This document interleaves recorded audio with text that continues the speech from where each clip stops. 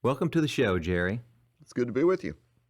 Your latest work begins with you volunteering to cover what was apparently seen as a low priority story concerning a movie premiere from what appears to have been a simple kind of a local interest angle.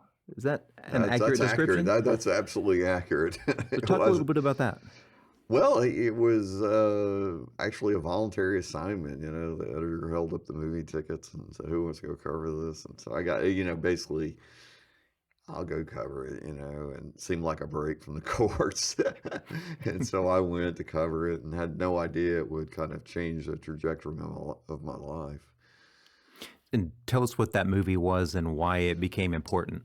Well, I went to see the movie Mississippi Burning, which actually is a fictional movie, but it's about real life occurrences about the killings of the Ku Klux Klan's killings of 3 civil rights workers in the summer of 1964, and their names were James Chaney, Andy Goodman, Mickey Schwerner, and they were killed because the Klan was kind of preaching that this was going to be an invasion and all that kind of stuff. And so I happened to see it. So they killed them, buried their bodies 15 feet down in an earthen dam, and really a miracle they were ever found. It was like 44 days between the killings and their bodies actually being found by the FBI. If not for the tip of Mr. X, they would have never been found.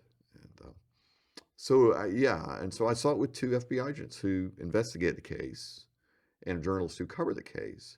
And the thing that stunned me was nobody had ever been prosecuted for murder.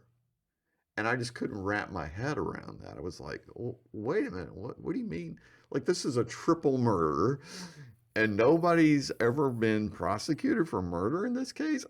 How does that happen? So that was kind of what I walked away with. You say you saw the movie with FBI agents? I did. They were there at the press premiere too. They were invited by Bill Miner. He invited Roy K. Moore, who was the head of the FBI in Mississippi in 1964, and then Jim Ingram, who worked on that case as it went to trial. So you see the movie. Yep. With the FBI agents, and that sparked you to start asking questions about why nothing had ever been done. Exactly. So early on in the process of investigating these cold cases, which is what you eventually started doing, correct? Correct. What drove you to continue digging despite such long odds of ever having any sort of positive outcome? Or did you even think there might be a potential positive outcome? What did you hope to accomplish? Well, I initially it was just this idea of they should reopen this case. I don't think I saw beyond that at that moment. I mean, the odds were literally more than 1,000,000 to 1 against the case, the Medgar Evers case, which really was the first one that was seriously looked at, being reopened and reprosecuted. And so I just started work. To me, it was just one story led to the next. I mean, I kind of think of it in those terms. I wasn't necessarily thinking long term at that point at all. It's certainly not beyond that case.